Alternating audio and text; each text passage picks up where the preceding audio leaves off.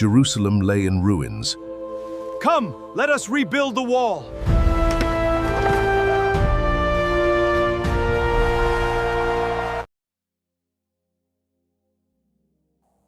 அல்லேலூயா, அல்லேலூயா.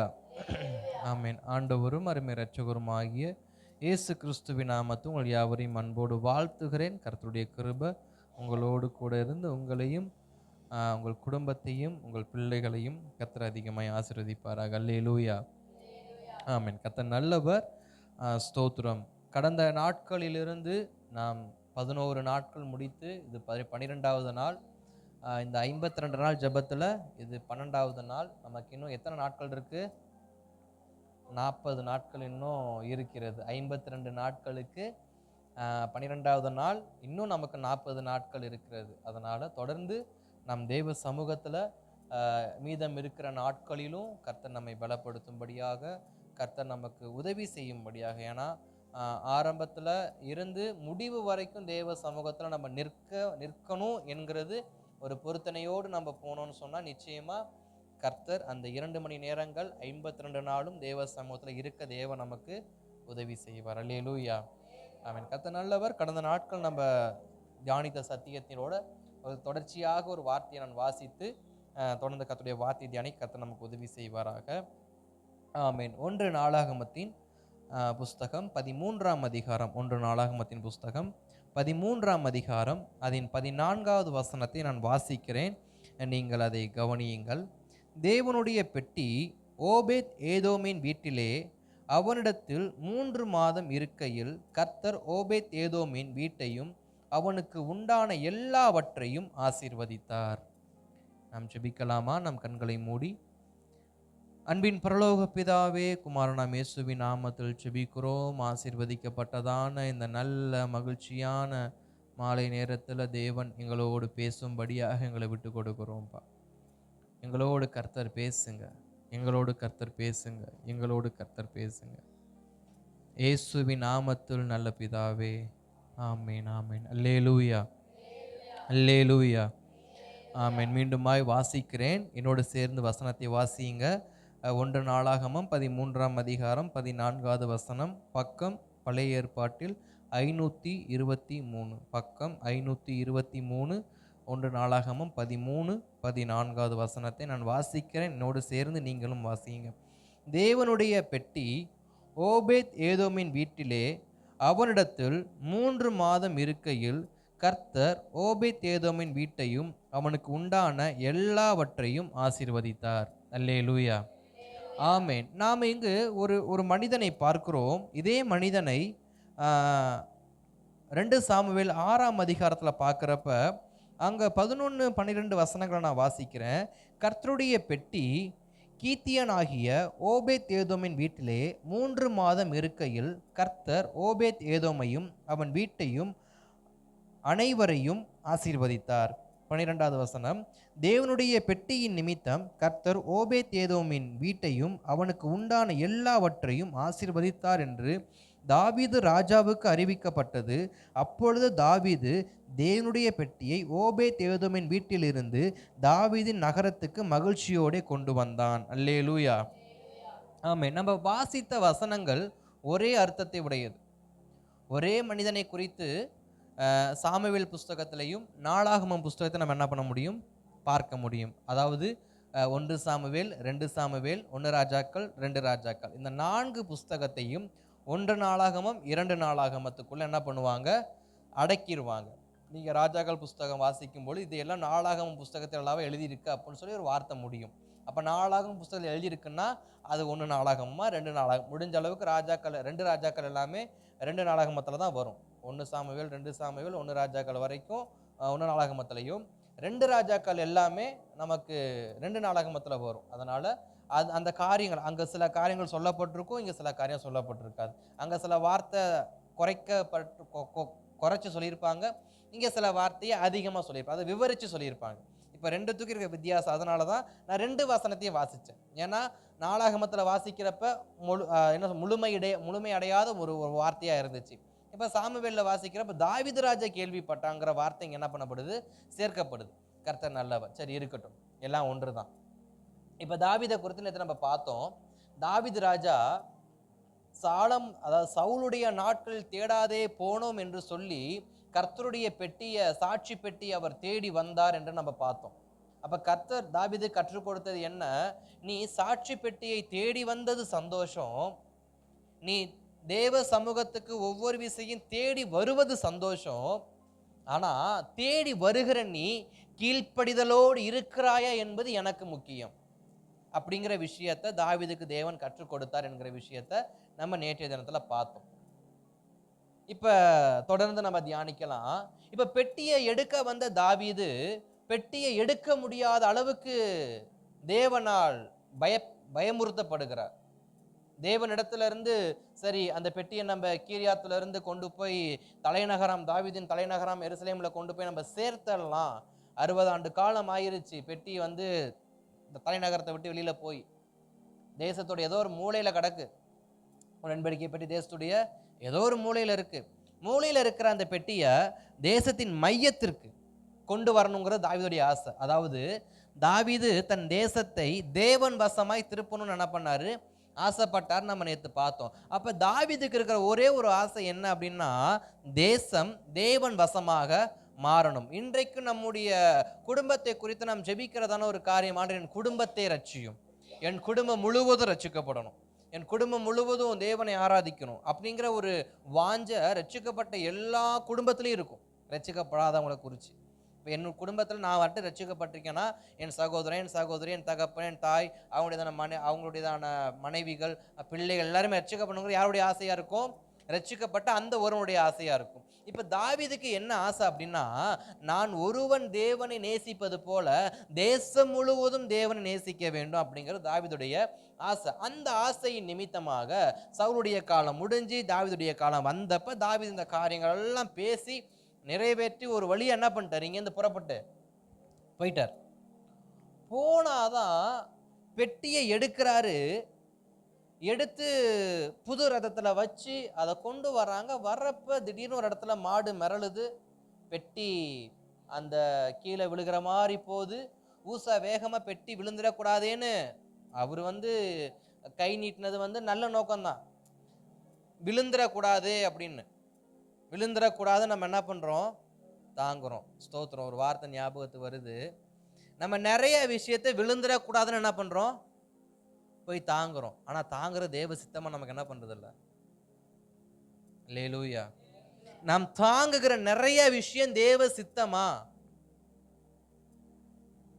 ஊசா அவன் பாட்டு கம்முன்னு என்ன பண்ண, மாட்டு வண்டிக்கு பின்னாடி வந்திருக்கலாம். புது ரதம், புது மாட்டு வண்டி, அதனால ஆயில்லாம் போட்டு பிரேக்கு கிளச்செல்லாம் போட்டு ஜம்முன்னு தான் இருக்கும் அந்த வண்டி. அந்த வண்டி ஒரு குறையும் கிடையாது. நல்ல புது மாடு. அதனால பலவீனப்பட்டனால சத்தான மாடை தான் தாவீது எடுத்துட்டு வந்தாரு.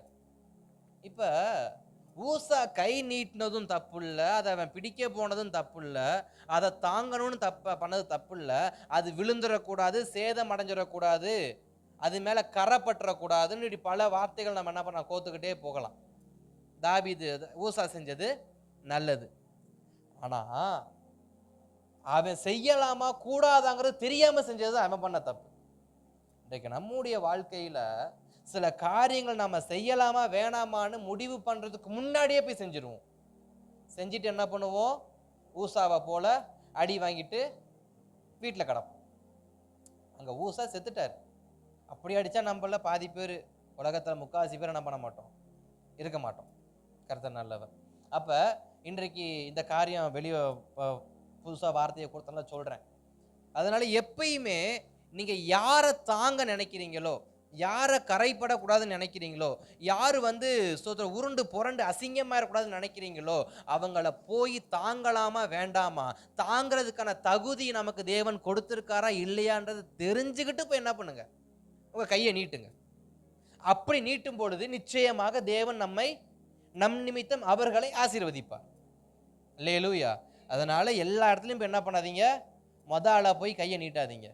அதாவது நிறைய இடத்துல சொல்லுவாங்க பார்த்தீங்களா, அது எனக்கு சரியா அந்த வார்த்தை ஞாபகம் மறந்துடுச்சு. ஏன்னா சடனாக வரதுனால எனக்கு டக்குன்னு அதெல்லாம் ஞாபகம் வர மாட்டேங்குது. கர்த்தர் நல்லவர். ஸ்தோத்திரம். என்னுடைய பங்கு உங்கள் கையை எங்களோடு இணைத்து கொள்ளுங்கள், சேர்த்து ஏதோ சில வார்த்தையை போட்டு என்ன பண்ணுவாங்க, சில மேகசின்ஸ் எல்லாம் வரும். எல்லா இடத்தையும் போய் என்ன பண்ணாதீங்க, தாங்காதீங்க. அல்லேலூயா, ஸ்தோத்திரம். இன்றைக்கு அப்படி நீங்களும் ஜெபத்துல தாங்குங்க, நீங்களும் பண உதவியை கொடுத்து தாங்குங்க, நீங்களும் அதை கொடுத்து தாங்க, இதை கொடுத்து தாங்கன்னு என்ன பண்ணிடுறோம், அட்வர்டைஸ்மெண்ட்ல பார்த்துடுறோம், டிவியில பார்த்துடுறோம், செல்போன்ல பார்த்துடுறோம். நம்ம என்ன பண்ணிடுறோம், அதுக்கு நமக்கு தகுதி இருக்கா இல்லையான்னு தெரியாமலேயே போய் தாங்கிடுறோம். தாங்கிட்டு என்ன நடக்குது, கீழே விழுந்துடும். அல்லேலூயா. அதனால எந்த காரியமா இருந்தாலும் தேவ சித்தமானு தெரிஞ்சு போய் கையை நீட்டுங்க. சித்தம் தெரியாம நீட்டினீங்கன்னா சத்தம் இல்லாம என்ன பண்ணிடுவாரு, முடிச்சு விட்டு ஊசாவை கீழே போட்டு போயிட்டே இருப்பார். அந்த இடத்துக்கு தாவீது ஒரு பேரும் வைக்கிறார். இந்த இடத்துல வந்து இப்படி ஊசா செத்து போயிட்டானே அப்படின்னு சொல்லிட்டு பேரேஸ் உசா 13ஆம் அதிகாரம் 11வது வசனத்துல பார்க்குறப்ப பேரேஸ் உசா அப்படின்னா உடைக்கப்பட்டவன் அல்லது வெடிக்கப்பட்டவன் அர்த்தமா. உடைக்கப்பட்டவன் அல்லது வெடிக்கப்பட்டவன் அப்படின்னு அர்த்தமா. நம்முடைய வாழ்க்கை உடஞ்சிடவும் கூடாது, வெடிச்சிடவும் கூடாது. நம்முடைய வாழ்க்கையில் எங்கேயும் பேரேஸ் உசாங்கிற அந்த வார்த்தை என்ன பண்ணக்கூடாது, வராதபடிக்கு நம்ம கையை சரியான இடத்துல நீட்டணும், சரியான இடத்துல என்ன பண்ணணும், முடக்கி வச்சுக்கணும். கர்த்தர் நல்லவர், சரி இருக்கட்டும்.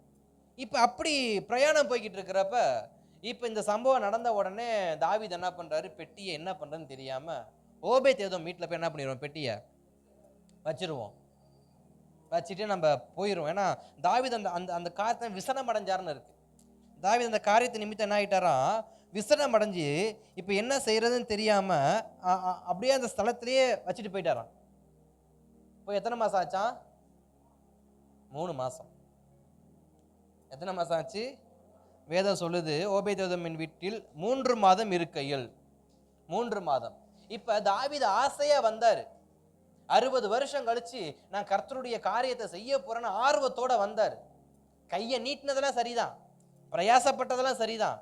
ஆனா அதுல தேவ சித்தம் இருக்கா இல்லையா அப்படிங்கிற விஷயத்தை தெரிஞ்சிக்காம தாவீது என்ன பண்ணிட்டாரு, வந்ததுனால ஊசா கையை நீட்டினதுனால இப்ப இன்னொரு 3 மாசம் பெட்டி யார் வீட்டுல போயிருச்சு, இப்ப ஓபேதேதோமுடைய வீட்டுக்கு. இன்றைக்கு அநேக ஆசீர்வாதங்கள் நம்மை தேடி வர வேண்டியது, நாம் சரியாய் செயல்படாததால அது இன்னொருத்தர் வீட்டுக்கு என்ன பண்ணிடுது, போயிடுச்சு. இப்ப தலைநகராம் தாவீதின் தலைநகரத்துல பெட்டி வந்திருக்கணும், தலைநகரத்தை தேவன் ஆசீர்வதித்திருக்கணும், தலைநகரத்தில் இருக்கிற சகல ஜனங்களுக்கும் தேவ ஆசீர்வாதம், தேவ மகிமை, தேவ பிரசன்னம் கிடைச்சிருக்கணும். ஆனா இவர்கள் ஆசையோடு போனார்களே தவிர அவர்கள் செய்ய வேண்டிய காரியத்தை மனதில் வைத்து போகல. அதாவது பெட்டியை கொண்டு வரணுங்கிற எண்ணம் இருக்கு, ஆசீர்வாதம் பெற்றுக்கொள்ளணுன்ற எண்ணம் இருக்கு, மகிமையை ருசிப்பாக்குன்ற எண்ணம் இருக்கு. பட் செய்யற செய்முறை என்ன இல்லை, தெரியல. வழிமுறைகளை பின்பற்றாம நாம் செய்கிற சிறு சிறு தவறுகள் நம்முடைய ஆசீர்வாதங்களை தாமதமாக்குகிறது. 3 மாதத்துக்கு முன்பாக வர வேண்டிய ஆசீர்வாதம் 3 மாதத்துக்கு பின்பாக வருதுன்னா அந்த இடைப்பட்ட அந்த 3 மாதம் கேப் விழுக காரணம் என்ன, நான் கற்றுக்கொள்ள வேண்டும் என்பதற்காக. அல்லேலூயா. என் தவறுகளை சரி செய்ய வேண்டும் என்பதற்காக, என் தவறுகளை நான் உட்கார்ந்து ஆலோசனை செய்யணுமா, என்னுடைய தவறு என்ன. இப்ப தாவீது இப்ப 3 மாசம் தாவீது இருக்காருன்னா தாவீது என்ன பண்ணிருப்பாரு, உட்கார்ந்து ஒவ்வொரு நாளும் என்னவா இருக்கும் அப்படின்னு. உபாகம புஸ்தகத்துல ஸ்தோத்திரம், மோசே பிரமாணங்கள் எழுதுறப்போ ஒரு வார்த்தை எழுதிருவாரு, ராஜாக்கள் தேவனுடைய நியாய பிரமாணத்தை தங்கள் சொந்த கைகளால் பிரதி எடுக்கணும் அப்படின்னு. ராஜாக்கள் தேவனுடைய நியாய பிரமாணத்தை தங்கள் சொந்த கைகளால் என்ன பண்ணுமா, பிரதி எடுக்கணுமா. பிரதி எடுத்து அதை அவன் தினந்தோறும் வாசித்து, தினந்தோறும் கடைபிடித்து, தினந்தோறும் செயல்படுத்தணுமா அப்படிங்கிற ஒரு கட்டளை வந்து மோசே கொண்டு சொல்லப்பட்டிருக்கு. இப்ப ஃபர்ஸ்ட் ராஜா சவுல், அவர் அந்த பிரதி எடுத்தாரா எடுக்கலையான்னு தெரியல. எடுத்திருந்தா ஸ்தோத்திரம், ஆனா எடுத்த மாதிரி வேதம் சொல்லல. இப்ப தாவீது ராஜா 3 மாத காலம் இப்ப இருக்காரு. பெலிஸ்தியர் தேசத்துக்கு போய் பெட்டி எடுக்க நினைச்சாரு, பெட்டி எடுக்க முடியல. இப்ப ஓபேதேதோமுடைய வீட்டுக்கு பெட்டி வந்துருச்சு. இப்ப மறுபடியும் தலைநகரத்துக்கு தாவீது வந்துட்டாரு, 3 மாசம் இருக்காரு. இப்போ இந்த 3 மாச காலமா ஏற்கனவே இவருக்கு தூக்கம் வராது. யாருக்கு? தாவீதுக்கு. ஏன்னா கர்த்தருடைய காரியத்துல குறை வச்சிட தாவீதுக்கு என்ன வராது? தூக்கம் வராது. அதுக்கான வசனத்தை நான் மறுபடியும் பின்ன வரப்ப சொல்றேன். நான் தூங்கவே மாட்டார். என் கர்த்தருடைய காரியம் இப்படி தடப்பட்டு போயிருச்சு, என் கர்த்தருடைய காரியம் இப்படி தடப்பட்டு போயிடுச்சுன்னு புலம்பிக்கிட்டே இருப்பார். இப்ப இந்த 3 மாசமா புலம்பிக்கிட்டே இருந்த தாவீது ஒரு விஷயத்தை கண்டுபிடிக்கிறாரு. நாம ஏன் நியாய பிரமாணங்களை புரட்டி பார்க்க கூடாது? நாம ஏன் தேவனுடைய பிரமாணங்களை வாசிச்சு பார்க்க கூடாது? நாம் ஏன் கர்த்தர் கொடுத்த சட்ட திட்டங்களை, கட்டளைகளை வாசிச்சு பார்க்க கூடாது? அதுல என்ன விதிமுறைகளுக்கு அதை பார்க்க கூடாதுன்னு சொல்லி அதை வேகமா போய் எடுத்து பார்க்கிறாரு. அப்பதான் தாவீதுக்கு அதுல ஒரு உண்மை தெரியுது. பெட்டியை யார் எடுக்கணுமா? ஆசாரியர்களும் லேவியர்களும் அவர்கள் அந்த பெட்டியை சுமக்கணுங்கிற விஷயத்த தாவீது கண்டுபிடிக்கிறார். 15ஆம் அதிகாரத்துல 12வது வசனம் பார்க்கிறப்ப 11-12, பின்பு தாவீது ஆசாரியனாகிய சாத்தோக்கையும் அபினதாரையும் லேவியராகிய உரியேல், ஆசாயா, யோவேல், செமாயா, எலியேல், அமினதாப் என்பவர்களையும் அழைத்து அவர்களை நோக்கி, லேவியரில் நீங்கள் பிதாக்களுடைய சந்ததியில் தலைவர் நீங்கள். இஸ்ரவேலின் தேவனாகிய கர்த்தரின் பெட்டியை அதற்கு நான் ஆயத்தம் பண்ண ஸ்தலத்திற்கு கொண்டு வரும்படி உங்களையும் உங்கள் சகோதரரையும் பரிசுத்தம் பண்ணி கொள்ளுங்கள். ஃபர்ஸ்ட் தாவீது பெட்டியை கொண்டு வர புறப்பட்டப்ப எப்படி போனாரு? சந்தோஷத்துல போனாரு. என்றைக்கும் தேவ சமூகத்துல சந்தோஷத்தோடு போகணும், கூடவே ஆயத்தமாகவும் போகணும். இன்றைக்கு அநேக நேரங்கள்ல நம்ம சிறு பிள்ளைகளை போல சந்தோஷத்துல தேவ சமூகத்துக்கு வந்துடுறோம். ஆனா ஏன் வந்தோம், எதுக்கு வந்தோம் அப்படிங்கிற நோக்கமே நமக்கு என்ன பண்றது இல்லை, அநேக நேரத்துல தெரியறது இல்லை. ஆயத்தம், ஒரு நோக்கத்துக்காக தேவ சமூகத்துக்கு போறோம்னா அந்த நோக்கத்துக்கான ஆயத்தங்கள் நமக்கு வேணும். இப்ப தாவீது சந்தோஷத்தோட போனா ஆயத்தத்தோட போகல. இன்றைக்கு நான் தேவ சமூகத்துக்கு வாருங்கள் சந்தோஷமா போவோம்னா எல்லாம் புறப்பட்டு இன்னைக்கு ஒரு கன்வென்ஷன் இருக்குன்னு வச்சுக்கோங்க. நான் செஞ்சதை சொல்றேன். எங்க திருச்சியில அகஸ்டின் ஜெபக்குமார் ஐயா அவங்களுடையதான கன்வென்ஷன் நடக்கும். ஜேம்ஸ்ல பீகார்ல ஊழியம் செய்யக்கூடியதான அகஸ்டின் ஜெபக்குமார் அவங்க கன்வென்ஷன் நடக்கும். YMCA மகால்னு சொல்லி திருச்சியில பாலக்கார பக்கத்துல இருக்கு. அந்த கன்வென்ஷனுக்கு என்ன பண்ணுவாங்க, பொதுவாக நோட்டீஸ் அனுப்புவாங்க. அது ஒருத்தர் WACM நடத்துகிறவங்க அவங்க எல்லா சர்ச்சுகளுக்கும் நோட்டீஸ் அனுப்புவாங்க. இந்த மாதிரி நடக்குது, நீங்கள் உங்கள் சபையாரை கூட்டுவாங்க அப்படின்னு. எங்கள் பாஸ்டர் என்ன பண்ணுவாங்க, சபையில் அறிவிப்பு கொடுத்துருவாங்க. அப்போ நான் 10 வருஷத்துக்கு முன்னாடி நடந்த சம்பவம். அப்போ எனக்கு வயசு 19 என்னமோ, ஆமாம் 19-18 என்னமோ தான் அப்போ எனக்கு. அப்போ எங்கள் பாஸ்டர் என்ன பண்ணுவாங்க, எல்லாம் போவோம் பார்ப்போம்னு சொல்லிட்டு கிட்டத்தட்ட ஒரு 15 பசங்க, எல்லாம் 18, 19, 20 இவ்வளோதான் வயசு இருக்கும், அதுக்கு மேலே வயசு இருக்காது. எல்லாத்தையும் அள்ளிக்கிட்டு பாஸ்டர் ஒரு சின்ன ஒரு ஓம்னி வச்சுருப்பார், அள்ளி போட்டு கிளம்பி போயிடுவோம். எனக்கெல்லாம் ஏன் போகிறேன் எதுக்கு போகிறேனே தெரியாது. பாஸ்டர் கூப்பிட்டுருக்காரு, போகிறோம், ஜாலியாக இருக்கும், அவ்வளோதான். ஆனால் பாஸ்டர் கூப்பிட்டதோட நோக்கம் என்ன, ஒரு தேவ மனிதர் வராரு, அவருடைய பிரசங்கம் நல்லா இருக்கும், அது ஆவிக்குரிய வாழ்க்கைக்கு பிரயோஜனமாக இருக்கும், அதை கேட்கறதுக்காக தான் எங்களை கூப்பிட்டு போனது. நான் என்ன பண்ணுவேன், பாஸ்டர் கூப்பிட்டாரு, ரைட்டு, காரில் ஏறுறோம், ஜாலியாக சுற்றுறோம், போகிறோம், வரோம், அவ்வளோதான். அதே தான் அன்னைக்கும் பண்ணேன். அப்போ அநேக நேரங்களில் தேவ சமூகத்துக்கு சந்தோஷத்தோடு போகிறோமே தவிர என்ன நோக்கத்துக்காக நம்ம போகிறோங்கிறத நமக்கு என்ன பண்ணுறதில்ல, தெரியறதில்ல. என்னைய மாதிரி எத்தனை பேருன்னு தெரியல, நான் அந்த மாதிரி இருந்தேன், இன்னைக்கு கர்த்தர் மாற்றிட்டாரு, சந்தோஷம். அதனால் எப்பயுமே ஒரு ஜெபம் நடக்குது அப்படின்னா, சபையில் ஒரு ஜெபம் நடக்குது, ஒரு ஆராதனை நடக்குது, இல்லை ஒரு கன்வென்ஷன் நடக்குது, இல்லை ஒரு கூட்டம் வச்சுருக்காங்க, ஒரு பிரசித்தமான ஊழியக்காரர் வராருன்னா எல்லாரும் போல் ஆட்டு மந்தையை போல் என்ன பண்ணக்கூடாது, ஓடிடக்கூடாது. நோக்கம் என்ன, நான் ஏன் அங்கே போகணும், அது மாதிரி எனக்கு தெரியணும், நான் ஏன் அங்கே போகிறேன், அங்கே போகிறதுனால என்ன விஷயம் அப்படிங்கிற விஷயங்களை நாம் நல்லா யோசித்து நிதானித்து அதற்கான ஆயத்தத்தோடு நம்ம என்ன பண்ணணுமா, போகணுமா. கர்த்தர் நல்லவர். இப்போ தாவீது ஃபர்ஸ்ட் சந்தோஷத்துல போனாரு, இப்போ 3 மாச காலமா உட்காந்து யோசிக்கிறார், என்ன பண்ணலாம் என்ன பண்ணலாம் என்ன பண்ணலான்னு கேட்குறப்ப தாவீதுக்கு அந்த ஞானம் வெளிப்படுது. இப்போ ஆசாரியனும் லேவியனையும் கூப்பிட்டு போய் பரிசுத்தப்படுத்துங்க, உங்களை, நீங்க பெட்டியை சுமக்க வேண்டியவங்க, நீங்க தான் பெட்டியை சுமக்கணும், நீங்க பெட்டியை சுமக்கணும். ஆனா நான் மிருகத்தை வச்சு என்ன பண்ணிட்டேன், அந்த காரியத்தை தவறா செஞ்சுட்டேன். நான் தேவனை வர்ணிச்சேன். அது எப்படி தாவீது வர்ணிச்சிருக்காரு? புது ரதம். இதுக்காகவே ஒரு ரதத்தை என்ன பண்ணியிருக்காரு? ரெடி பண்ணியிருக்காரு. இதுக்காகவே ஒரு மாடு கொண்டு வந்திருக்காரு. நான் எப்படி நினைக்கிறேன், ஏன்னா புது ரதம் செஞ்சவர் இயேசு எந்த கழுதை மேல ஏறாத ஒரு புது கழுதை குட்டி மேல ஏறி வந்தாதான் நம்ம வேதத்துல லூக்கால வாசிக்கிறது போல, இது வரைக்கும் எந்த ஒரு சுமையும் சுமக்காத ஒரு மாட்டை கொண்டு வந்து தாவீது கட்டினாலும் என்ன பண்ணியிருப்பாரு? கட்டியிருப்பார் நான் நினைக்கிறேன். ஏன்னா புது ரதம், இது வரைக்கும் எந்த சுமையும் சுமக்காத ஒரு புது மாடு எதை தான் சுமக்குது? உடன்படிக்கை பெட்டியை தான் சுமக்க போகுது அப்படின்னு தாவீது பல கற்பனைகள். இன்றைக்கும் நம்ம தேவ சமூகத்துல ஆசையா வர்ணிக்கிறோம், தேவ சமூகத்தை அழகுபடுத்த நினைக்கிறோம். அப்படி இப்படி எல்லாம் பிரம்மாண்டம், ஓகே.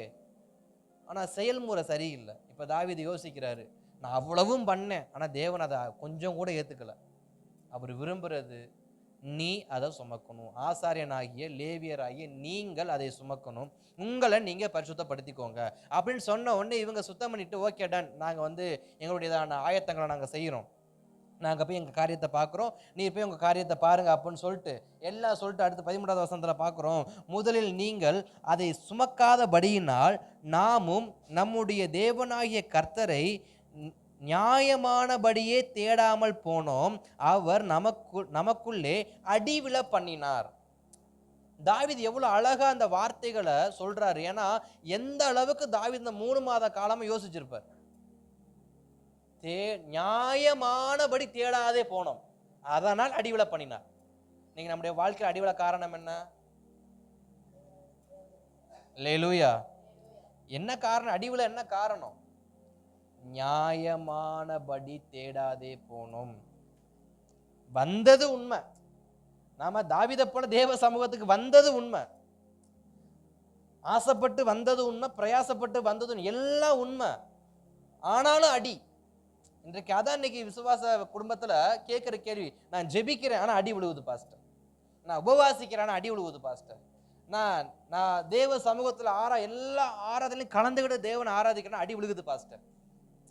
நிறைய பேர்கிட்ட கேட்கிற கேள்வி, நாங்க என்னதான் பாஸ்டர் பண்றது, நாங்க என்னதாயா பண்றது, நாங்களும் ஜெபிக்கிறோம், நாங்களும் உபவாசிக்கிறோம், எல்லாமே நாங்க சரியா தானே பண்றோம், ஆனாலும் ஏன் அடி மேல அடி விழுகுது?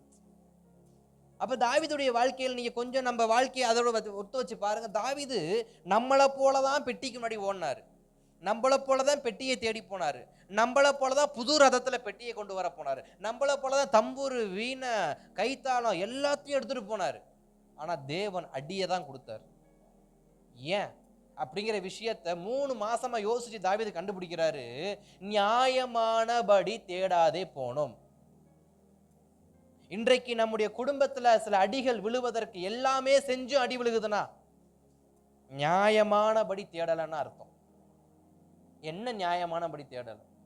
அவர் நமக்கு காண்பித்த வழியின்படி நாம் தேவனை தேடாதே போனோம். என்ன வழி? தேவன் கற்றுக் கொடுத்த வேத பிரமாணத்தின்படி தேவனை தேடாமல் மனித கற்பனையின்படி தேவனை தேடிக்கிட்டு இருக்கிறோம். மனித கற்பனையின்படி தேவனை தேடிக்கிட்டு இருக்கோம். ஏன்னா மனித கற்பனை தான் புது ரதம், மனித கற்பனை தான் 2 மாடுகள், மனித கற்பனை தான் ரதத்துல தேவனை கொண்டு வரணும் அப்படிங்க. இதெல்லாம் யாருடைய கற்பனை? மனிதனுடைய கற்பனை. மனிதனுடைய கற்பனையில தேவன் வாழ விரும்பல, தேவனுடைய கற்பனைக்குள்ள மனிதன் வாழணும் தேவன் விரும்புறாரு. அல்லேலூயா. ஸோ இன்னைக்கு அநேக நேரத்துல நாம நினைக்கிறோம் ஏன் கற்பனைக்குள்ள ஆண்டவர் வரணும். இல்ல, ஆண்டவர் ஏற்கனவே நம்ம ஒரு கற்பனையை கொடுத்துட்டாரு, அதுக்குள்ள நீ வாப்ப. அந்த கற்பனை தான் கர்த்தருடைய வேதாகம், கர்த்தருடைய வசனம். இப்ப நம்ம அதுக்குள்ள வரணும், கர்த்தருடைய வசனத்துக்குள் வரணும். கர்த்தருடைய வசனத்துக்குள் வந்து நாம் நியாயமானபடி கர்த்தரை தேடுவோமானால் நமக்கு அடிவிழ பண்ண மாட்டார். நாம் வசனத்துக்குள் வராம இன்றைக்கு நம்முடைய ஆவிக்குரிய வாழ்க்கையில, நம்முடைய குடும்பங்கள்ல, நம்முடைய சபைகள்ல, நம்முடைய ஆராதனைகள்ல, நம்முடைய ஜபங்கள்ல எல்லாமே இருக்கான என்னதான் குறை? என்ன குறை? வசனத்தின்படி செயல்படாமல் இருப்பதே ஒரு பெரிய குறை. எல்லாமே இருக்கு, எல்லாமே இருக்கு. வசனத்தின்படி எதுவும் இல்லை, ஆனா எல்லாமே இருக்கு. அல்லேலூயா. எத்தனை பேருக்கு புரியுதுன்னு தெரியல. எல்லாமே இருக்கு, ஆனா வசனத்தின்படி எதுவுமே அங்க இல்ல, ஆனா எல்லாமே இருக்கு. புது ரதம் இருக்கு, மாடு இருக்கு, வண்டி மேலே உடன்படிக்கை பெட்டி இருக்கு, எக்காலம் இருக்கு, கைத்தாளம் இருக்கு, தம்பூர் இருக்கு, வீணை இருக்கு, சுரமண்டலம் இருக்கு, நாதசுரம் இருக்கு, எல்லாம் இருக்கு. ராஜா முத கொண்டு அங்கதான் ரோட்ல நிக்கிறாரு. எல்லாம் இருக்கு, ஆனா என்ன இல்ல? வசனத்தின்படி எதுவுமே இல்லை. இன்னைக்கு நம்முடைய வாழ்க்கையில ஜெபம் இருக்கு, உபவாசம் இருக்கு, ஆராதனை இருக்கு, எல்லாம் இருக்கு, ஆனா எதுவுமே எதின்படி இல்ல, வசனத்தின்படி இல்லாததுனால நியாயமானபடி தேடாதே போனதுனால் அடிவில பண்ணினார். புரிஞ்சுக்கணும். இன்னைக்கு நம்ம சபையை நம்ம கர்த்தருடைய சமூகத்தில் இருக்கிற நாம் எல்லாமே தேடணும், ஆனா வசனத்தின்படி தேடணும். எல்லாவற்றையும் செய்யணும், வசனத்தின்படி செய்யணும்.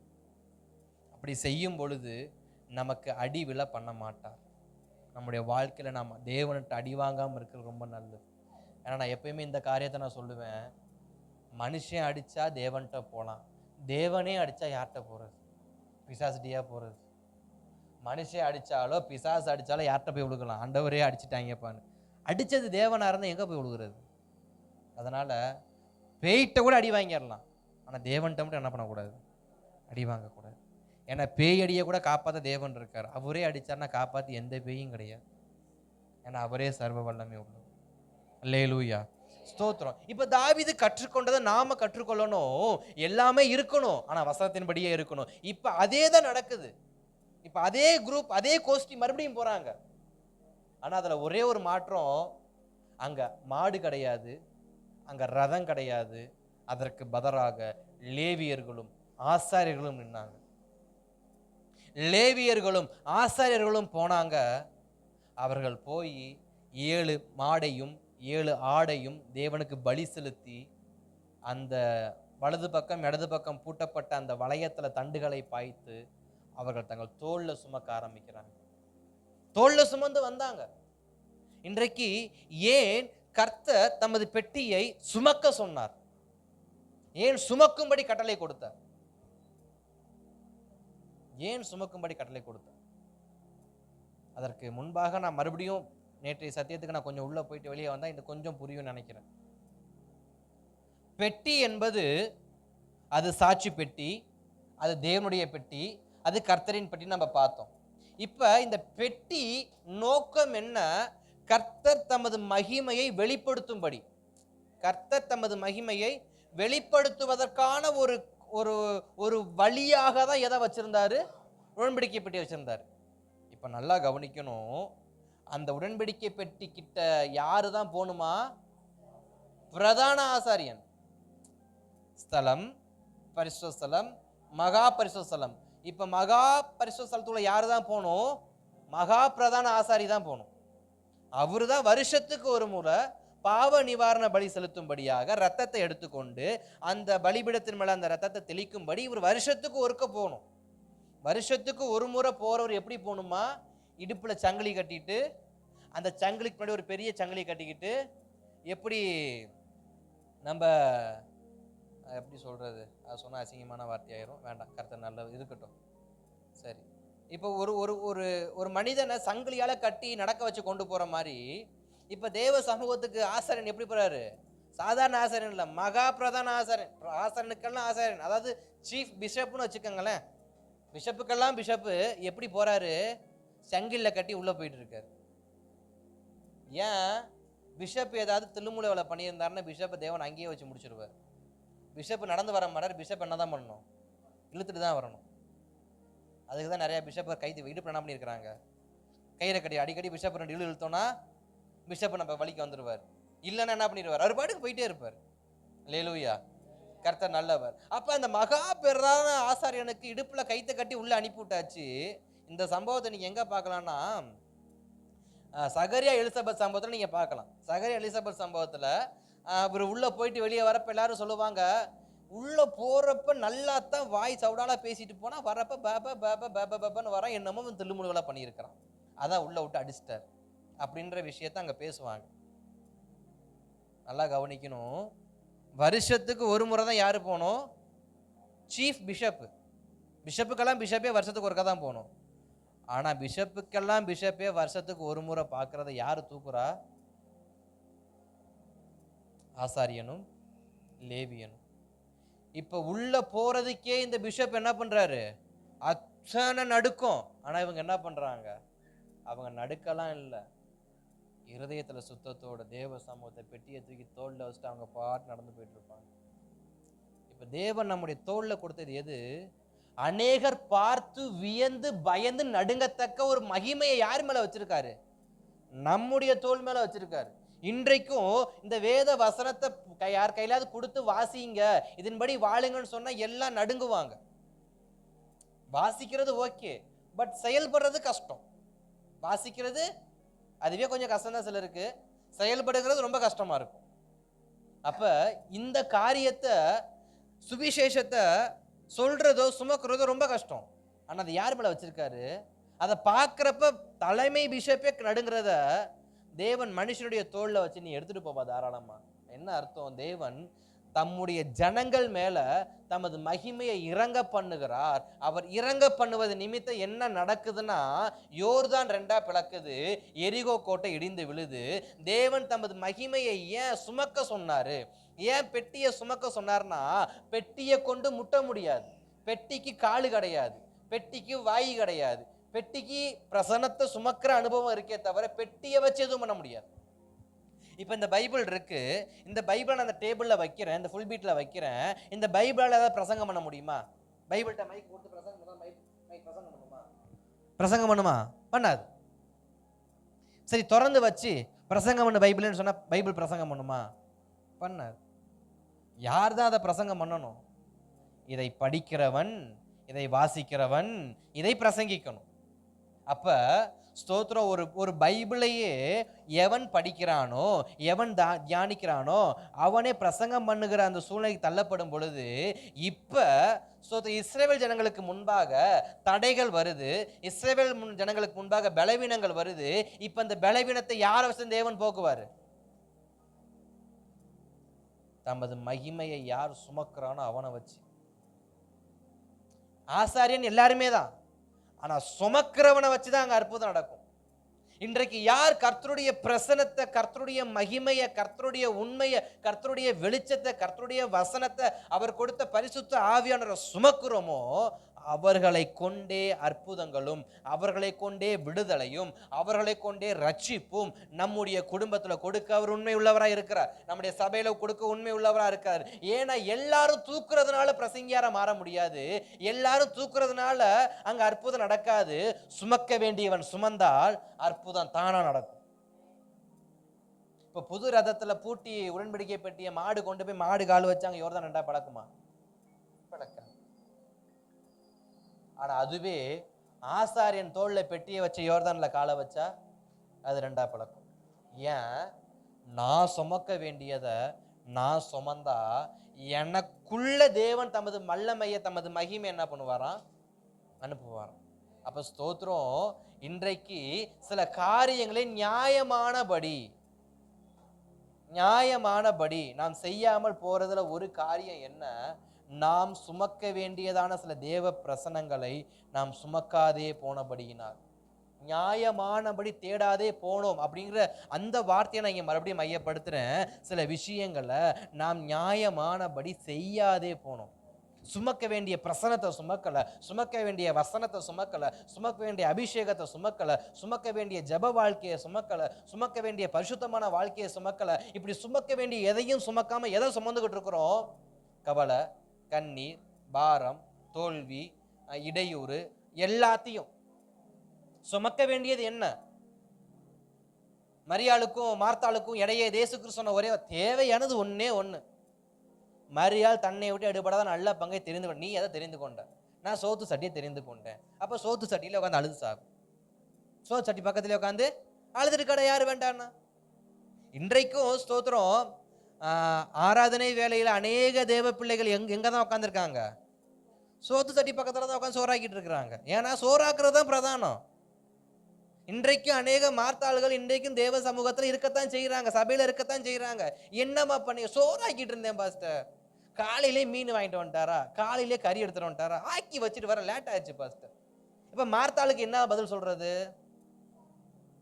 நீ கடைசி வரைக்கும் என்னதான் பண்ணிருப்ப? சோறாக்கிட்டே கடை. நீ ஒரு பிரசனத்தையும் என்ன பண்ண போறதில்ல, சுமந்து கொண்டு போய் பிரசங்கம் பண்ண போறதில்ல. நீ சோத்து சட்டி பக்கத்துல உட்காந்து சோறாக்கிட்டே இரு.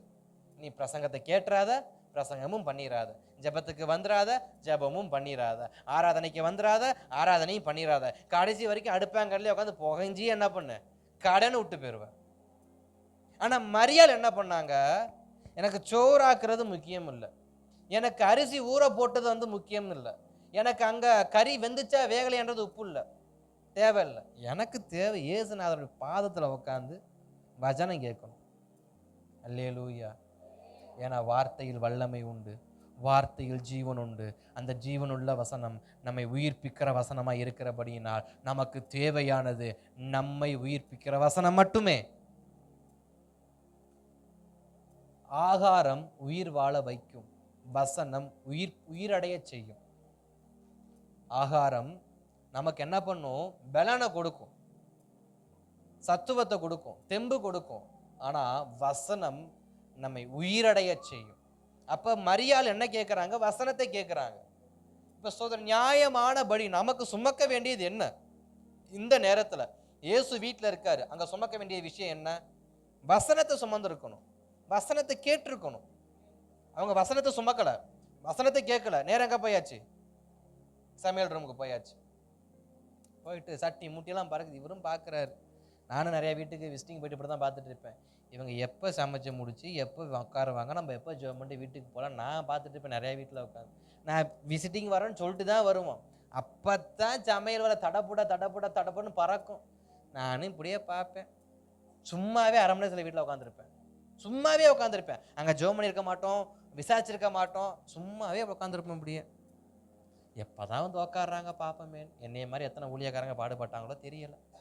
சோத்திரம், கர்த்தர் நல்லவர். அப்ப இயேசுநாதரை போல இன்றைக்கு அநேக ஊழியக்காரங்க என்ன பண்றாங்க, ஐயோ நான் இந்த வீட்டுக்கு ஜெபம் பண்ணது என் தப்பா போச்சு அப்படின்னு நினைச்சிட்டு தள்ளி அடிச்சுட்டு போக வேண்டியதா இருக்கு. கர்த்தர் நல்லவர். அப்ப ஸ்தோத்திரம். நியாயமானபடி தேடாதே போனோம். என்ன நியாயமானபடி? சுமக்க வேண்டியவன் சுமக்காதே போனான். இன்றைக்கு வசனத்தை சுமக்க வேண்டிய நான், பரிசுத்தத்தை சுமக்க வேண்டிய நான், அவருடைய மகிமையை சுமக்க வேண்டிய நான். இன்றைக்கு பழைய ஏற்பாட்டு காலத்துல தேவனுடைய பிரசன்னம், தேவனுடைய மகிமை என்றால் புதிய ஏற்பாட்டு காலத்துல அவர் கொடுத்த அபிஷேகம். நமக்காய் தேவன் சிலுவை அறையப்பட்ட சிலுவை, கல்வாரி சிலுவை. அதனாலதான் வேதம் சொல்லுது, ஒருவன் என்னை பின்பற்ற நினைத்தா அவன் தன்னை வெறுத்து தன் சிலுவையை சுமந்துகிட்டு என்ன பண்ணு வா. அன்றைக்கு பெட்டியை சுமந்தவன் இன்னைக்கு எதை சுமக்கணுமா? சிலுவையை சுமக்கணுமா? அன்னைக்கு பெட்டியை சுமந்தவன் இன்றைக்கு எதை சுமக்கணுமா? தேவன் கொடுத்த பரிசுத்த அபிஷேகத்தை சுமக்கணுமா? இன்றைக்கு நமக்குள்ள சிலுவையை சுமக்கிற அனுபவம் இருக்கா? இன்னைக்கு நமக்குள்ள கர்த்தருடைய அபிஷேகத்தை சுமக்கிற அனுபவம் இருக்கா? இன்றைக்கு அநேகர் அந்த சுமக்கிற அபிஷேகத்தை சுமக்கிற அனுபவத்துக்கு நேரம் என்ன பண்றது இல்ல. எல்லாம் இருக்கு, என்ன இல்ல?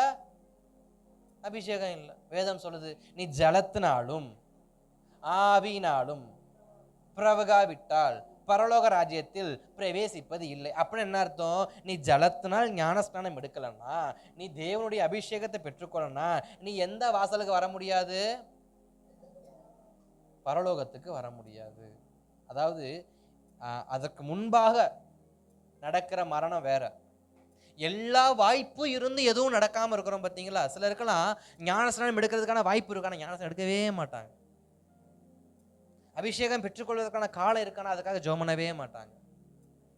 அவரா கொடுத்தா கொடுக்கட்டும், இல்லைன்னா வேண்டாம். அப்ப ஸ்தோத்திரம். நியாயமானபடி தேடாதே போனோம். நாம் ரட்சிக்கப்பட்டோம், நமக்கு ஞானஸ்நான சத்தியம் தெரிஞ்சிச்சு, நமக்கு அபிஷேகம்ங்கிற சத்தியம் தெரிஞ்சிச்சு. அது ரெண்டையும் நான் சுமக்க பிரயாசப்பட்டேனா? இன்றைக்கு அபிஷேகத்தை சுமக்கிறதுக்கு அநேகருக்கு எப்படிப்பட்டதாங்க, எப்படி இருக்கு? சில சமயம் வெக்கமா இருக்கு, அந்நிய பாஷை பேச வெக்கமா இருக்கு, கை தட்டி ஆராதிக்க வெக்கமா இருக்கு, வீட்டில் அந்நிய பாஷை பேசி ஜெபம் பண்ண வெக்கமா இருக்கு, பாட்டு பாட வெக்கமா இருக்கு, கை தட்டி ஆராதிக்க வெக்கமா இருக்கு. இன்றைக்கு தேவ சமத்துக்கு வரதுக்கே பாதிப்பத்துக்கு வெக்கமா இருக்குது. ரெண்டாவது விஷயம், அப்புறம் எங்க ஆராதிக்கிறது, அப்புறம் எங்க அந்நிய பாஷை பேசுறது, அப்புறம் எங்க அபிஷேகத்தில் நிரம்புறது. நாம தனிப்பட்ட வாழ்க்கையில அபிஷேகத்துல நிறைஞ்சு ஜெபம் பண்ணணும். சபையில இல்லை. சபையில ஒரு குறிப்பிட்ட நேரம் பாஸ்டர் டெம்போவை ஏத்தி, பீட்டை ஏத்தி, ட்ரம்ஸை வேகமா ஏத்தி, ஹை பிச்சில் பாஸ்டர் பாடுறப்ப அபிஷேகம் சும்மா போலி. கோயில்ல கிடைக்கும் பார்த்தீங்களா, கொட்டடிச்சு கொலவை கொட்டினா என்ன இறங்குமா, அந்த மாதிரி இங்க கொட்டடிச்சு பாஸ்டர் ஹை பிச்சில் பாட்டு எடுத்தா இங்க எல்லாம் உருண்டு ஓட ஆரம்பிக்கும். அது இல்லை அபிஷேகம், அது உணர்ச்சி. அதுக்கு பேர் என்னது? உணர்ச்சி வசப்படுதல். அதுக்கு பேர் அபிஷேகம் கிடையாது, உணர்ச்சி வசப்படுதல். நிறைய கோயில்கள் இந்த இது ஆடி மாதம் தான், நிறைய கோயிலில் போய் பாருங்க, அடி டமால் டுமில் டமால் டுமில் டமால் டுமில் அந்த சவுண்டுக்கே அங்கே ஆட ஆரம்பிச்சிருவாங்க. எடுத்து உடுக்கிற உடல் அங்கே என்ன நடக்கும்?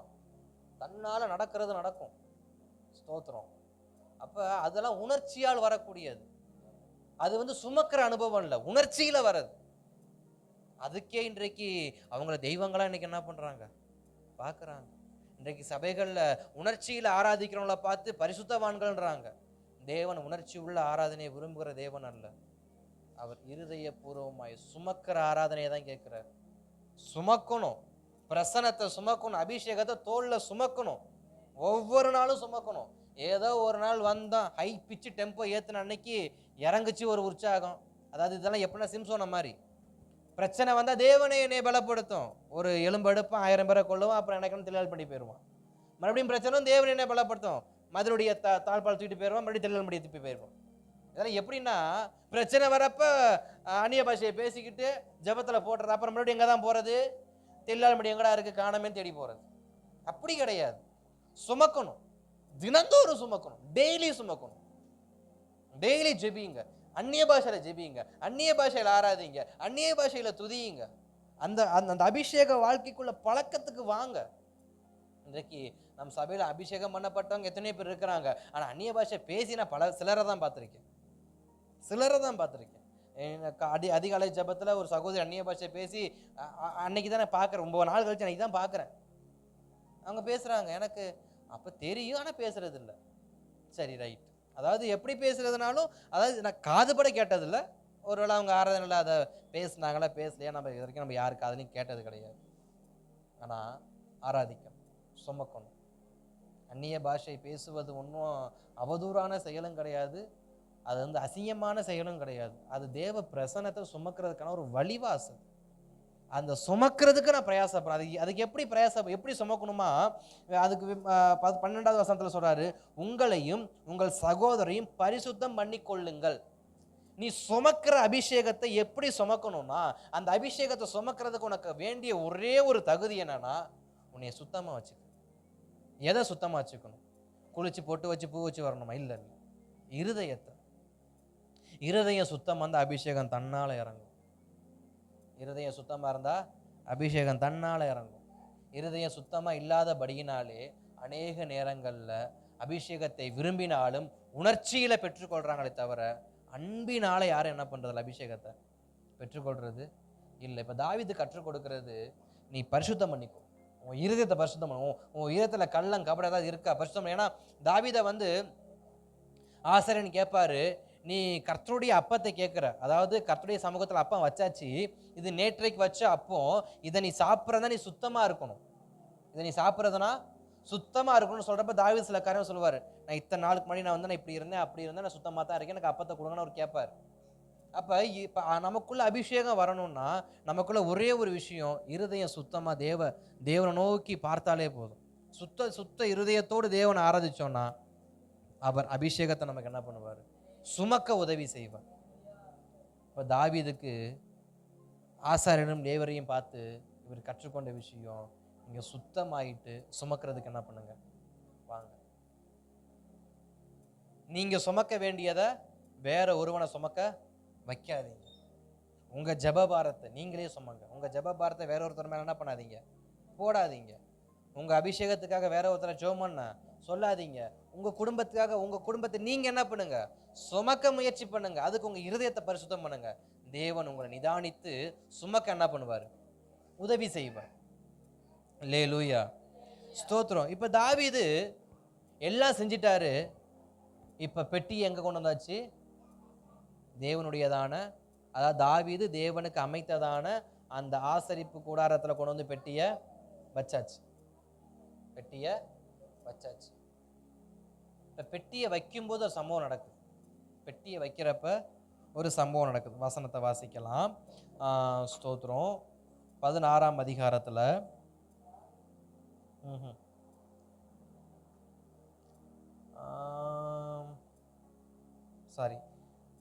2 சாமுவேல் புஸ்தகத்துக்கு போயிருவோம். 2 சாமுவேல் 6ஆம் அதிகாரம் 20வது வசனத்துக்கு போயிருவோம். 2 சாமுவேல் 6ஆம் அதிகாரம் 20வது வசனம்.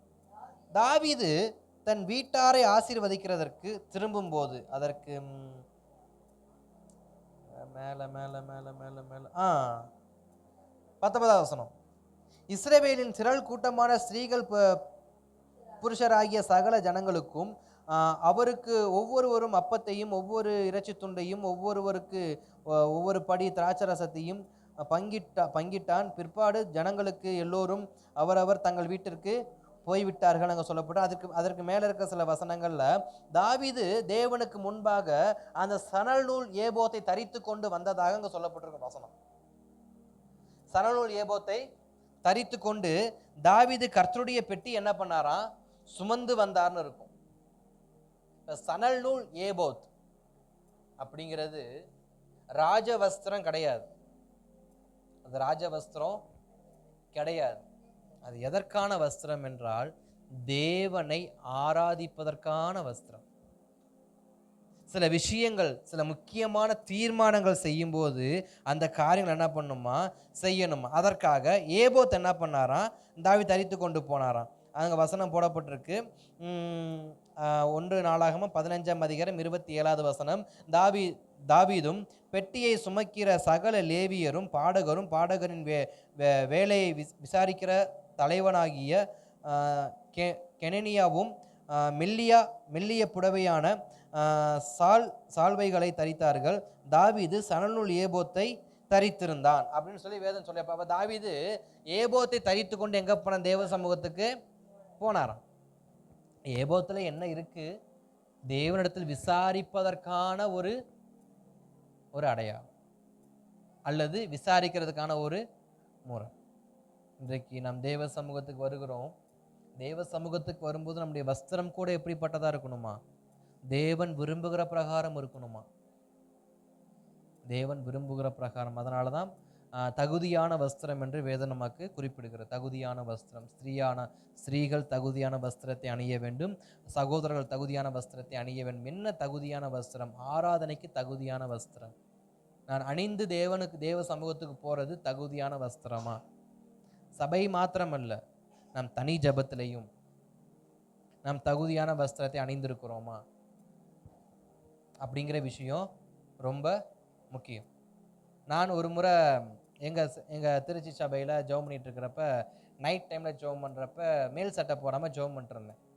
மேல் சட்டையும் போல் பனியனும் போல் நான் பாட்டுக்கு எப்பயும் போல் லுங்கி கட்டி ஜெபம் பண்ணிட்டு உட்காந்துருந்தேன். எங்கள் பாஸ்டர் வந்தார். இங்கே வாப்பா அப்படின்னாங்க. சொல்லுங்கள் பாஸ்டர். ஒன்று துண்டு எடுத்து மேலே போட்டு ஜெபம் பண்ண உட்காரு, ஒன்று துண்டு எடுத்து மேலே போட்டு ஜெபம் பண்ணு, இல்லையா டிஷர்ட்டை போட்டு ஜெபம் பண்ணு, இல்லையா ஷர்ட்டை மட்டும் ஜெபம் பண்ணு. இப்படிப்பட்ட ஜெபம் என்ன பண்ணாத. நீ வீட்டிலே ஜெபம் பண்ணாலும், நீ தூங்க போன நேரத்தில் ஜெபம் பண்ணாலும், நீ தேவ சமூகத்துக்கு போகிறப்ப எப்படிப்பட்ட இருதயத்தோடு போகணுமா, தகுதியான வஸ்திரத்தோடு போகணும் ஜெபம் பண்ணுறதுக்கு. தகுதியான அன்னையிலேருந்து இன்ன வரைக்கும் ஜெபம் பண்ணுற மேல் சட்டை இல்லாமல் ஜெபம் பண்ணாத சரித்திரம் கிடையாது. ஒரு துண்டையாவது எடுத்து போட்டு அவசரத்தில் வந்தாலும் துண்டை போட்டு என்ன பண்ணிடுவேன், உட்காந்துருவேன். நம் ஜெபத்தில் எப்பொழுதும் தகுதியான வஸ்திரத்தை அணிந்து வீடுகளை ஜெபம் பண்ணணும். தகுதியான வஸ்திரத்தை அணிந்து ஆலயத்துக்கு வந்து என்ன பண்ணணும், நம்ம ஜெபத்தில் தேவனை ஆராதிக்கணும். திருமணத்திற்கு போகிறப்ப தகுதியான வஸ்திரம் நான் இல்லைன்னு சொல்லலை. நான் அதனால் ஆலயத்துக்கு வரப்போ பட்டு புடவை கட்டிக்கிட்டு வாங்கலாம் சொல்ல மாட்டேன். அட்லீஸ்ட் ஃபங்க்ஷனுக்கு போகிறத விட கொஞ்சம் கம்மியான புடவையாவது என்ன பண்ணலாம், சர்ச்சைக்கு கட்டிட்டு வரலாம். வஸ்திரத்தை சபைக்கு என்ன பண்ணலாம், போட்டு வரலாம். நாம் எல்லா இடங்களைப் போல தேவ சமூகத்தை என்றைக்கும் நம்ம என்ன பண்ணக்கூடாது, நினைக்கக்கூடாது. எல்லா இடத்தை விட தகுதியான இடம் எது, தேவ சமூகம் தான். நம்முடைய வேலையை விட, நாம் போகிற ஃபங்க்ஷன்ஸை விட, நாம் சந்திக்கிறதான சில உயர் அதிகாரிகளை விட தேவ சமூகத்துக்கு வருவது மிக மிக மிக மிக மிக மிக ரொம்ப ஹையஸ்டான ஒரு செக்யூர்டான இடம் தான் தேவ சமூகம். அப்போ அந்த இடத்துக்கு வர நாம் எப்படிப்பட்டவங்களா வரணுமா, தகுதியான வஸ்திரத்தோடு தேவ சமூகத்துக்கு வரணும். அங்கே தாவீது ராஜ வஸ்திரத்தில் வரல. ராஜ வஸ்திரம் எப்படி இருக்குன்னு தெரியும்ல, பல வரண அங்கி இருக்கலாம், அதில் ஏகப்பட்டது, அதெல்லாம் தாவீது போடலை. தேவனை ஆராதிக்க எனக்கு தகுதியான வஸ்திரம் இருந்தால் போதுமே தவிர என்னை பெருமைப்படுத்துவதற்கான வஸ்திரத்தை தாவீது அங்கே என்ன பண்ணலை, போடலை. எப்பொழுதும் நம்மை பெருமைப்படுத்தும்படியான வஸ்திரங்களை உடுத்துவதை விட தேவனுக்கு பிரியமான வஸ்திரத்தை உடுத்துவதே நமக்கு மேலானது. அல்லேலூயா. கர்த்தர் நல்லவர். ஏன்னா அநேக இடங்கள்ல கோட்டு போட்டால் தான் பிஷப்புன்னு ஒத்துக்குவாங்களா? இல்லை. தகுதியான வஸ்திரத்தை போட்டு பிரசங்கம் பண்ணாலே ஒத்துக்குவாங்க. நிறைய இடத்துல சொல்லுவாங்க, திருமணங்களுக்கு போகிறப்ப என்னைய பார்த்து, ஏன் பேசாமல் ஒரு கட்கோட்டு போட்டுக்க கூடாதா? என்னைய பார்த்து நிறைய பேர் சொல்லுவாங்க. நான் சொல்லுவேன், நமக்கு அந்த கன்றாவிலாம் செட் ஆகாது. நமக்கு எப்பயும் வெள்ளை சட்டை கருப்பு பேண்ட், இல்லையா ஏதோ ஒரு ப்ரௌன் கலரோ மெரூன் கலரோ ஒரு பேண்ட்டை போட்டுருவோம். சட்டை நமக்கு வெள்ளை தான், அதை தாண்டி நமக்கு வேறு இந்த ஜாக்கெட்டு போட்டு எதுவும் என்ன பண்ண வேணாம், போட தேவையில்லை நான் சொல்லுவேன். அது ஏன் விருப்பம் அப்படின்ட்டு. அதனால் இன்றைக்கு நிறைய நினைக்கிறது என்னென்னா, நல்ல பிரசங்கியாக இருந்தால் எதை போட்டு தான் பிரசங்கம் பண்ணணும், ஒரு சட்டைக்கு மேலே ஒரு ஜாக்கெட்டை போட்டு தான் என்ன பண்ணணும். தகுதியான வஸ்திரம் ஜாக்கெட்டு போடுறதுனால இல்லை, தேவ சமூகத்தில் தகுதியாக நின்னாலே தகுதியான வஸ்திரத்தை போட்டு வெள்ளச்சட்டை கருப்பாண்டு போட்டு போனாலே தேவன் அதை என்ன பண்ண போகிறதில்ல, குத்தம் சொல்ல போகிறதில்ல. பிஷப்பாக இருந்தால், ரெவரண்ட்டாக இருந்தால், பாஸ்டாக இருந்தால், திருமணம் நடத்தி வைக்கிற பாஸ்டாக இருந்தால், பையனோட பாஸ்டாக இருந்தால், பொண்ணோட பாஸ்டாக இருந்தால், டிஃப்ரெண்ட்டாக ஒரு கோட்டை போட்டு போகணும் சட்டமெல்லாம் கிடையாது. எப்பொழுதும் தகுதியான வஸ்திரத்தை நாம் சுற்றி வருவது நமக்கு நல்லது. அதனால் எப்பொழுதும் தேவ சமூகத்துக்கு போகிறப்ப தகுதியான வஸ்திரத்தை அணிந்து கொண்டு செல்வது நமக்கு ரொம்ப ரொம்ப ரொம்ப ரொம்ப ஆசீர்வாதமாக இருக்கும். ஃபஸ்ட்டு சணநூல் ஏபோத்தை தாவீது போட்டு போனதாக சொல்லப்பட்டிருக்காது. எப்போ ஃபஸ்ட்டு அப்போ ராஜவஸ்திரத்தில் தான் போனார். இப்போ எல்லாம் கலையுது, டோட்டல் பிளான் சேஞ்ச் ஆகுது. என்ன பிளான் சேஞ்ச் ஆகுது? அங்கே சுமக்கிற கழுதையும் அங்கே சுமக்கிற மாட்டையும் காணா, ரதத்தையும் காணா. அதுக்கு மேலே யார் வந்திருக்கா? ஆசாரியன் லேவியரும் வந்திருக்கிறாங்க. இது ஒன்று. ரெண்டாவது, நியாயமானபடி நம்ம தேவனை ஃபர்ஸ்ட் என்ன பண்ணல, தேடலை. இப்போ நியாயமானபடி இப்போ தேடுறாங்க. இது ரெண்டாவது. மூணாவது, ஃபர்ஸ்ட் அவர் ராஜாவா போனார். தாவீது ஃபர்ஸ்ட் எப்படி போனார்? சந்தோஷத்தில் ராஜாவாகவே போயிட்டார். இப்போதான் தெரியுது அவருக்கு, நான் யாரு, ஆடுகளுக்கு பின்னாடி ஓடிட்டு இருந்தவன், நான் ராஜவஸ்திரத்தில் போனால் எப்படி அப்படின்னு சொல்லிட்டு தன் தேவனுக்கு முன்பாக நான் போறேன்னு சொல்லி தன்னை தாழ்த்தி, தேவனுக்கு முன்பாக தன்னை தாழ்த்தி. ஏன்னா இன்றைக்குமே நிறைய உடைகளில் தான் வித்தியாசம். டாக்டர்னா டாக்டர் வஸ்திரம், நர்ஸுனா நர்ஸ், அதே போல் லாயர்னா ஒரு கோட், வக்கீல்னா அது ஜட்ஜுனா ஒரு கோட், சீஃப் டாக்டர்னா ஒரு கோட், ஒரு ட்ரெஸ் கோடு. அதே மாதிரி போலீஸ் இன்ஸ்பெக்டர்லேயே கான்ஸ்டபிளாக இருந்தால், ஏட்டாக இருந்தால், எஸ்பியாக இருந்தால், இன்ஸ்பெக்டராக இருந்தால், ஐஜியாக இருந்தால், டிஐஜியாக இருந்தான்னு சொல்லி போஸ்டிங் என்ன பண்ணுது, மாறிக்கிட்டே போகுது. வஸ்திரம் அதை என்ன பண்ணுது, மாற்றுது. அதே போல் இப்போ தாவீது ஃபஸ்ட்டு போனப்போ என்ன போனார், மேன்மையான வஸ்திரத்தில் போயிட்டார். இப்போ அதையும் களைச்சி போட்டு கர்த்தருக்கு முன்பாக மேன்மை பாராட்ட எனக்கு ஒன்றும் இல்லைன்னு ஒரு சாதாரண ஆசாரியனை போல யார் போறா, ராஜா போறார். அப்போ 3 காரியத்தை தாவீது உடைச்சார், மாத்தினார். 1, சுமக்க வேண்டியவனை சுமக்க வைத்தார். 2, நியாயமானபடி தேடினார். 3, தன்னை தாழ்த்தி தேவனை தேடினார். தன்னை தாழ்த்துகிறவன் உயர்த்தப்படுவான். தாவீது தாழ்த்தினாரு, கர்த்தர் தாவீதோடு அந்த பெட்டி என்ன பண்ணாரு, நகரத்துக்கு அனுப்பி வச்சார். அல்லேலூயா. இன்றைக்கும் நம்முடைய வாழ்க்கையில அந்த சாட்சி பெட்டியை சுமக்கிற நான் எப்படி இருக்கணும், கர்த்தருடைய மகிமையை சுமக்கிற நான், பிரசனத்தை சுமக்கிற நான் எப்படி இருக்கணும்? வசனத்தின்படி நியாயமானபடி இருக்கணும். 1. 2வது, தகுதியான வஸ்திரத்தை அணிந்து மேன்மை இல்லாத மனிதனாக தேவனை தேடணும். 3வது, அபிஷேகம் என்னும் மகிமையை நான் எப்பொழுதும் சுமப்பதற்கு வாஞ்சை உடையவனாக இருக்கணும். இது 3 நமக்குள் இருக்குமானால் நம்மோடு கர்த்தருடைய மகிமை தங்கும். அந்த தங்குகிற மகிமை நம்முடைய ஆசீர்வாதத்தை 3 மாதமாக, 6 மாதமாக, 3 வருஷமாக, 6 மாசமாக காலதாமதம் பண்ணாது. இந்த விஷயத்தை ஃபர்ஸ்டே தாவீது செஞ்சிருந்தாருன்னா ஓபேத் ஏதோமின் வீட்டில் பெட்டி 3 மாசம் நின்றுருக்காது. பெட்டி நின்னதுக்கு அப்புறமா தான் தாவீது தான் ரீகால் பண்றார். ஓகே ஓகே ஓகே, இதெல்லாம் சரி செஞ்சதுக்கு அப்புறமா 3 மாசத்துக்கு அப்புறம் இப்ப தாவீதுடைய நகரம் என்ன பண்ணப்படுது, ஆசீர்வதிக்கப்படுது. நாம் ஆசீர்வதிக்கப்பட, நாம் கட்டப்பட, நாம் உயர்த்தப்பட நியாயமானபடி கர்த்தரை தேடுவோம். தேவன் சுமக்க வேண்டியதை தேவனுக்காக சுமப்போம். தேவ சமூகத்தை நம்மை தாழ்த்தி தகுதியான ஒரு இருதயத்தோடு போவோம். வஸ்திரத்தோடு இல்லை, தகுதியான இருதயத்தோடு. அல்லேலூயா. தகுதியான இருதயம், தகுதியான வஸ்திரமும் வேணும் தான், அதை விட தகுதியான இருதயமும் முக்கியம். தகுதியான இருதயத்தோடு, தகுதியான வஸ்திரத்தோடு தேவனை தேடுவதற்கு நம்ம முதலிடத்தை என்ன பண்ணுவோம், கொடுப்போம். அல்லேலூயா. ஆமென். கர்த்தர் நல்லவர். தேவ சமூகத்தில் நாம் அப்படியே செபிக்கலாமா? தொடர்ந்து வருகிற நாட்களில் மீதமுள்ள சத்தியங்களை தியானிக்க கர்த்தர் நமக்கு உதவி செய்வாராக. தேவ சமூகத்தில் ஆவியானவரே, எங்கள் வாழ்க்கையில் தாமதமாய் கொண்டிருக்கிற எல்லா ஆசீர்வாதங்களும் என்னாலே தாமதமாய் கொண்டிருக்குப்பா. 3 மாதங்களுக்கு முன்பாக வரவேண்டிய ஆசீர்வாதம் நான் சரியாய் தேடாததனால், நான் நியாயமானபடி தேடாதே போனதின் நிமித்தம்,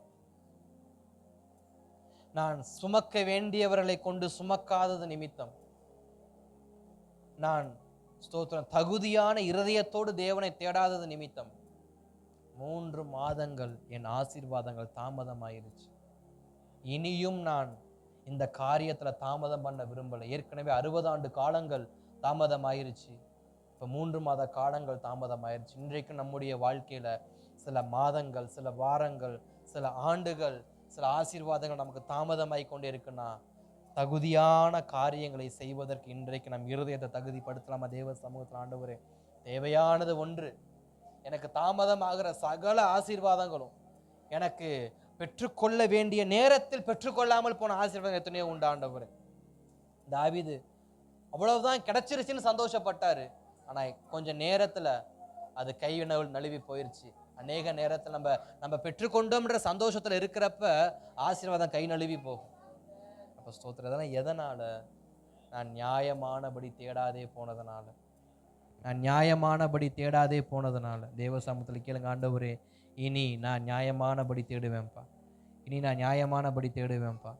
நான் நியாயமானபடி தேடுவேன்ப்பா. வசனத்தின்படி நான் தேடுவேன்ப்பா. நியாய பிரமாணத்தின்படி தேடுவேன்ப்பா. என் இருதயத்தை தகுதிப்படுத்தி உடைய சமூகத்துக்கு நான் வருவேன்ப்பா. அன்றைய வஞ்சகத்தோடு, என்னுடைய பெருமையோடு, என்னால் தான் இந்த காரியம் செயல்படுத்த போதுங்கிற இருதயத்தோடு அல்ல ஆண்டவரே.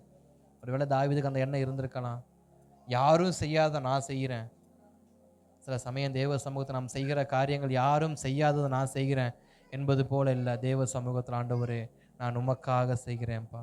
என்னை தகுதிப்படுத்துங்க, என்னை தகுதிப்படுத்துங்க, என்னை தகுதிப்படுத்துங்க, என்னை தகுதிப்படுத்துங்க, என்னை தகுதிப்படுத்துங்க. உங்கள் சமூகத்தில் வருகிறோம். அபிஷேகத்தை சுமக்கிற கிருபை தாங்க, மகிமையை சுமக்கிற கிருபை தாங்க. நான் மகிமையை ஒரு நாள், அபிஷேகத்தை ஒரு நாளும், தேவ பிரசனத்தை ஒரு நாளும், வேத வசனத்தை ஒரு நாளும் ஆண்டவரே நான் சுமக்கிறதுல சோம்பேறித்தனம் படாதபடி நான் அதை எப்பொழுதும் நேர்த்தியாய் சுமக்க என்னையை நான் பரிசுத்தப்படுத்தி கொண்டே இருக்கணும் ஆண்டவரே. என்னையை பரிசுத்தப்படுத்தி கொண்டே இருக்கணும்ப்பா. என்னையை பரிசுத்தப்படுத்தி கொண்டே இருக்கணும்ப்பா. பரிசுத்தப்படுத்தி கொண்டே இருக்கணும்ப்பா. பரிசுத்தப்படுத்தி கொண்டே இருக்கணும்ப்பா. ஆண்டவரே ஸ்தோத்திரம். உமது கரத்தில் வருகிறோம், உமது கரத்தில் வருகிறோம், உமது கரத்தில் வருகிறோம். ரட்சியும் கர்த்தாவே. இந்த 12வது நாளிலும் யார் யாருடைய கரங்களெல்லாம் ஆசீர்வாதங்கள் தவறி போனதும், யார் யாருடைய கரங்கள்லாம் ஆசீர்வாதங்கள் ஆண்டவரே தாமதமாய் கொண்டே இருக்குதோ, அவருடைய வாழ்க்கையில எல்லாம் இன்றைக்கு நாங்கள் நிதானிக்கிறோம். இன்றைக்கு நாங்கள் நிதானிக்கிறோம்.